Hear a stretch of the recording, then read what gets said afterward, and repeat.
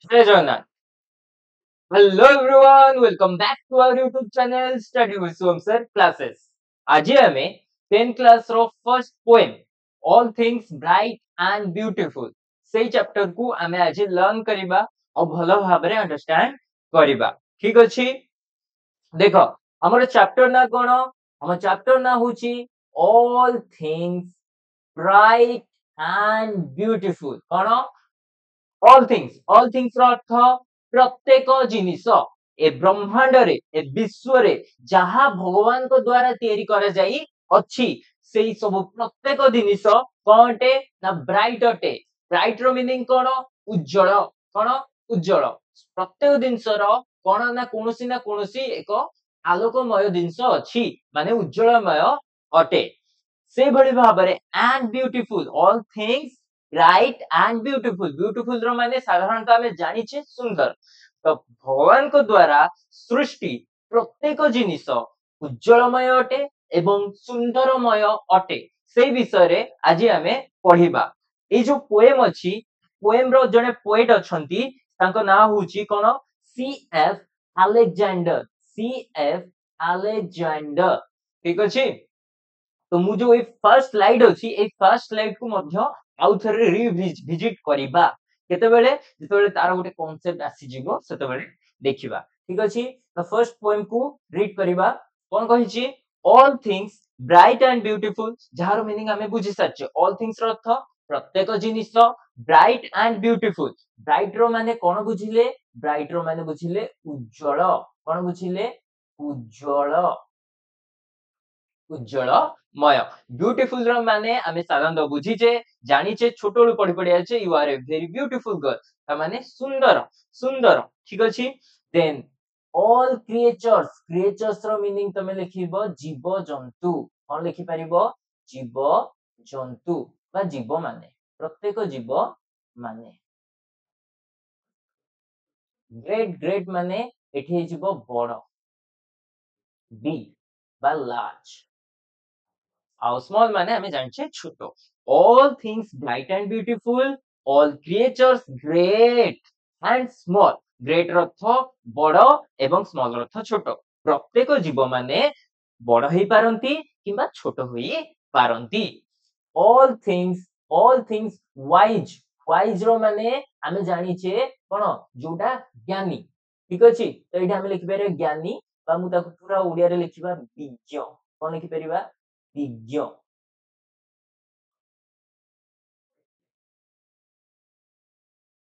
विज्ञ माने प्रत्येक जिनिस मध्यरे किछि ना किछि ज्ञान लुचि करी थाए। एंड वंडरफुल, वंडरफुल रो अर्थ चमत्कार। ठीक अछि। प्रत्येक जिनिस कोन अटे? ना उज्जवलमय अटे। प्रत्येक जिनिस सुंदर अटे एवं प्रत्येक जिनिस ना प्रत्येक जीवजंतु माने किछि छोट होई पारंती, किछि बड़ होई पारंती। एवं ऑल थिंग्स वाइज, प्रत्येक जिनिस मध्यरे किछि ना किछि ज्ञान लुचि करी थाए, जो ज्ञान को आमे आहरण करिबा उचित। एंड वंडरफुल, ता भितरे किछि विस्मयकर आश्चर्यजनक जिनिस मध्य लुचि करी थाए, जहा को आमे उपभोग करि थाउ। The Lord God made them all. The Lord God, a line टा मन रख। The Lord God made them all. Made अर्थ कोन? मेक रो भी टू। ठीक अछि। तो मेक अर्थ माने कोन?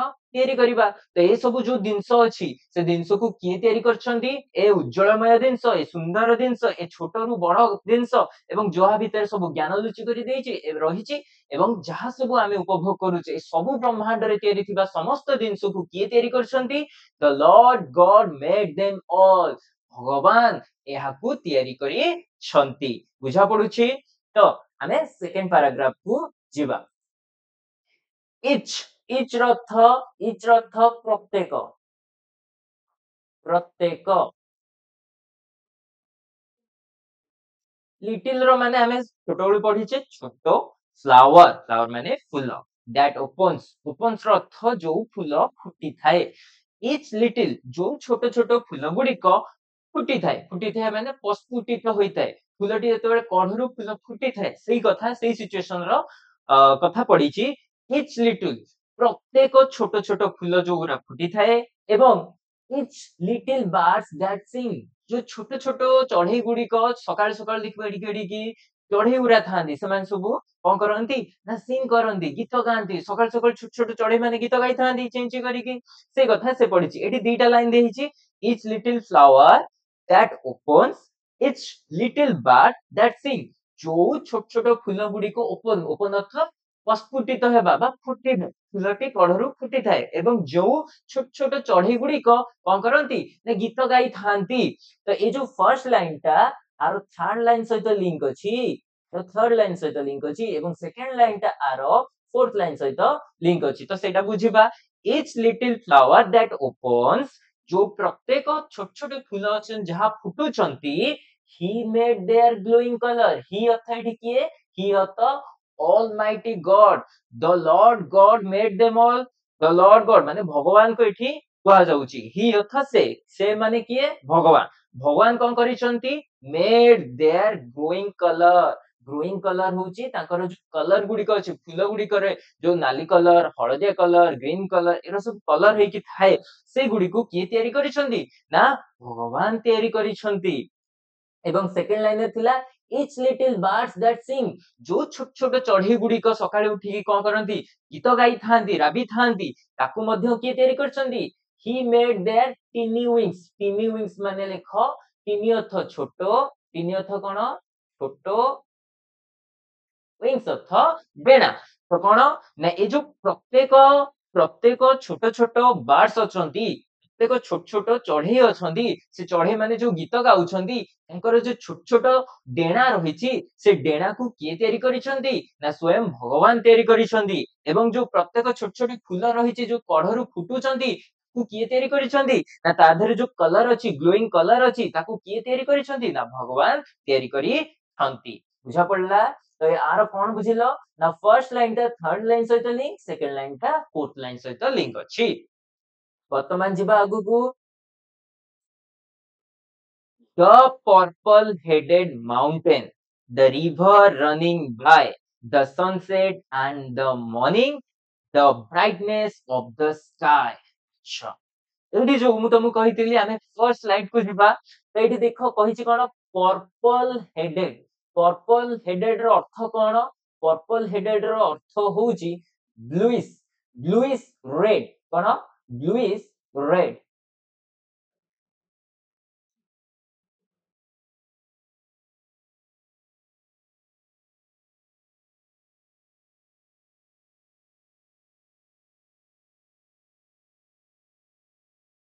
ब्लूइश रेड ठीक अछि ब्लूइश रेड केमते देखिबा को ना हम फर्स्ट स्लाइड देखो फर्स्ट स्लाइड रे एडी जो माउंटेन अछि माउंटेन रो ऊपर देखो आकाश ता केमते देखाउची ना पर्पल हेडेड अर्थ जो ब्लूइश रेड कलर रो देखा जाउची को समय रे देखाउची ना सूर्योदय समय रे एवं सूर्यर अस्त समय रे दुईटी समय रे सूर्योदय एवं सूर्य अस्त समय रे माउंटेन रो ऊपर पार्श्व पर्पल हेडेड देखा जाउ अछि बुझी पारछो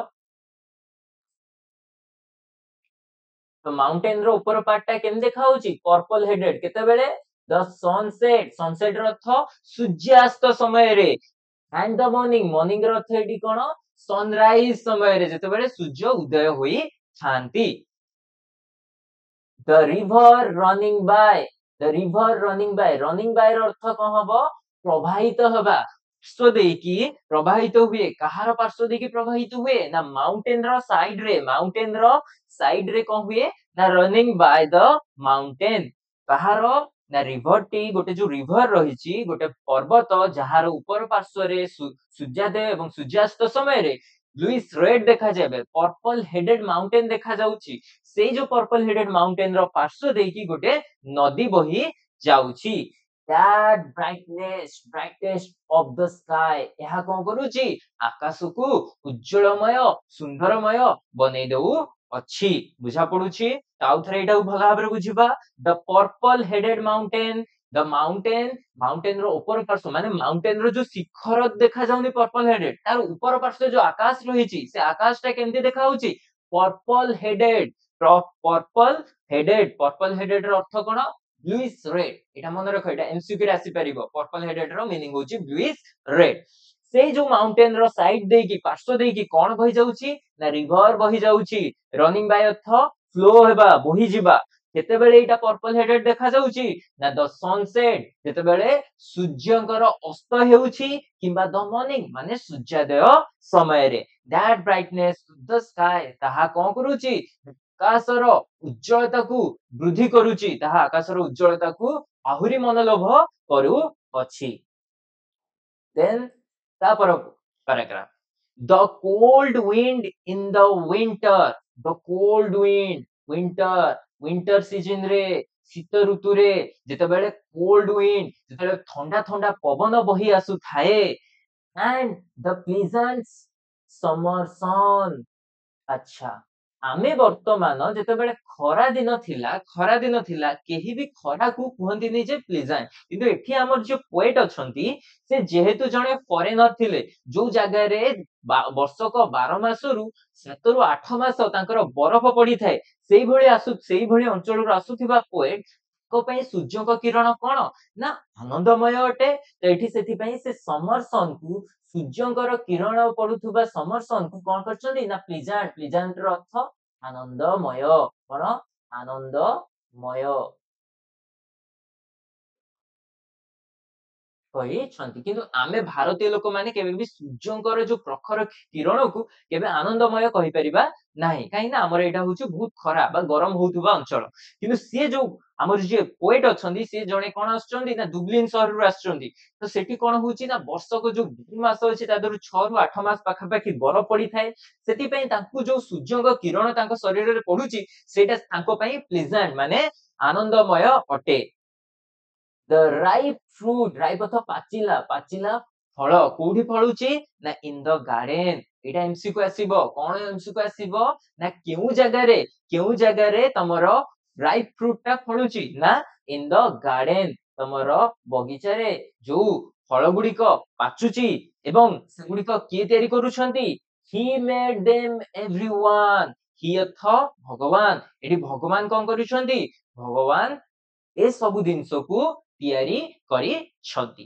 आउ थरे जो पैराग्राफ टा देखिबा the cold wind in the winter जो विंटर सीजन रे पवनटा केमते आसे ठंडा पवन आसे तो सेठी को से कथा कहिची विंड अथ पवन तो कोल्ड विंड केते बेला आसे ना विंटर सीजन रे आसे एवं सूर्य को किरण को एठी पोएट कोन करछंदी ना प्लीजेंट सहित तुलना करछन प्लीजेंट अर्थ आनंदमय होटे तांको पई एवं तांकर जो बगीचा थी से बगीचा रे जो फल कौन होची ना पाचुची ए सब जिनस को किए तयारी करूछंती ना he made them everyone he authority से होची कहा विषय को होची भगवान को विषय को होची the almighty God the Lord God made them all ठीक अछि नेक्स्ट पैराग्राफ देखिबा all tall trees in the greenwood tall trees अथ डेंगा डेंगा गछ जो डेंगा डेंगा गछ अछि बड़ बड़ गछ अछि कोठी ना ग्रीनवुड ग्रीनवुड ग्रीनवुड अर्थ घंच जंगल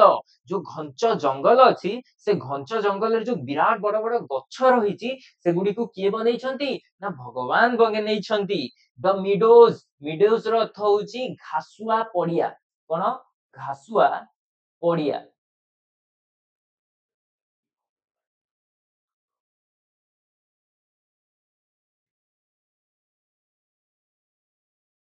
अच्छा where we play जो घासुआ पड़िया रे जोठी पड़िया गोटे अछि जोठी किछि किछि छोट छोट घास हेतिबो से घास ऊपर हमें जो खेली थाउ ठीक अछि से जो जंगल रे थिबा बड़ बड़ डेंगा गछ एवं आमे खेलुथिबा जो पड़िया अछि से पड़िया रे छोट छोट जो घास गछ भी अछि से छोट घास गछ हो किंबा से जो विराट बड़ बड़ गछ अछि से गछ गुडी को की तयारी करछंती the Lord God made them all ठीक अछि द रसेस रसेस होची कोन रसेस होची एक प्रकार पानी पाखरे ठीक अछि बाय द वाटर वाटर होची पानी पानी पाखरे जन्मुथिबा एक प्रकार वृक्ष जोटा कि भितरु पाखापाखि पद्मर जेमति कढ़ थाए पद्मर कढ़र जो डांग गुडा थाए से डांग गुडी को जेमति मोडी पारिथुबा से भलिया रसेस मध्य तमे मोडी पारिबो एवं मोडी मोडी की तमे कोन कर परिबो तादरु बास्केट मध्य तयारी करी पारिबो जेमति हमर बाउंसर बास्केट तयारी करा जे सेमति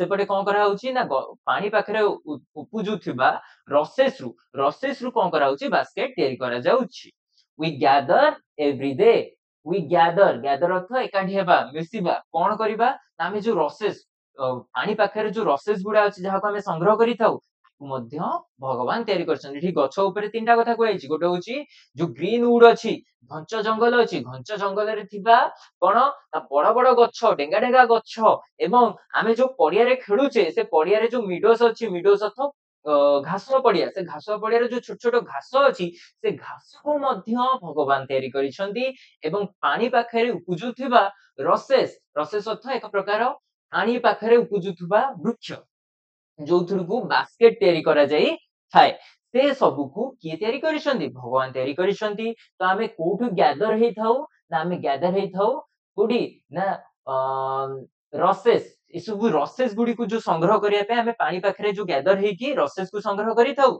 एवं कोठी खेली थाउ ना मिडोज रे खेली थाउ ठीक अछि एवं ग्रीनवुड रे कोन कोन अछि ना टॉल ट्रीज अछि एगुरा सब किए तयारी करिसंती भगवान तयारी करि छंती then last paragraph he gave us eyes he भगवान भगवान कौन करिसंती gave us eyes हमको आखि देइछंती हमको चक्षु देइछंती कोन पई टू सी देम भगवान को द्वारा ତିଆରି ସୃଷ୍ଟି ଯାହା ସବୁ ଜିନିଷ ଅଛି ସେଗୁଡିକୁ ଦେଖିବା ପାଇଁ ଭଗବାନ ଆମକୁ ଆଖି ବା ଚକ୍ଷୁ ଦେଇଛନ୍ତି and lip ଅର୍ଥ କଣ ଓଠ କହିପାରିବା ବା ମୁଖ ଆମକୁ ମୁଖ ଦେଇଛନ୍ତି that we might tell ଭଗବାନ ତିଆରି କରିଥିବା ଯେଉଁ ସବୁ ଜିନିଷ ଅଛି ସେ ଜିନିଷ ସମ୍ପର୍କରେ ଲୋକମାନଙ୍କୁ ଅବଗତ କରାଇବା ପାଇଁ ଲୋକମାନଙ୍କୁ ଜଣେଇବା ପାଇଁ ବୁଝାଇବା ପାଇଁ ଏଇ ଜିନିଷଟା ଭଗବାନ ତିଆରି କରିଛନ୍ତି ଏବଂ ଏଇ ଜିନିଷରୁ ଆମେ ଏଇ କଥା ଶିଖିବା ଏଇ ଜିନିଷରୁ ଆମେ ଏଇ ସବୁ କାମ ବ୍ୟବହାର ଲଗେଇ ପାରିବା ସେଇ ସବୁ ଜିନିଷ ଆମେ ଆକୁ ଉପଭୋଗ କରିପାରିବା ଏ ସବୁ ଜିନିଷକୁ ଲୋକମାନଙ୍କୁ ଜଣେଇବା ପାଇଁ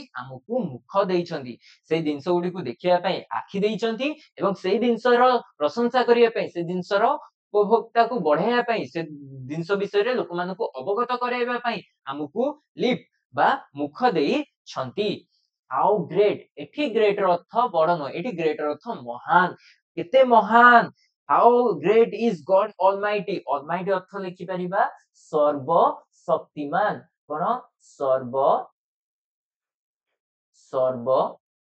ଶକ୍ତିମାନ ଭଗବାନ ହଉଛନ୍ତି କେତେ ଶକ୍ତିମାନ ଯିଏ କି ଏ ସବୁ ଜିନିଷକୁ ତିଆରି କରିଛନ୍ତି ଦ ଗ୍ରେଟ୍ ଇ how great is God almighty ଭଗବାନ ହଉଛନ୍ତି କେତେ ଶକ୍ତିମାନ ସର୍ବଶକ୍ତିମାନ how who has made all things well ଯିଏ କି ସବୁ ଜିନିଷକୁ ୱେଲ୍ ଅର୍ଥ ଠିକ ଭାବରେ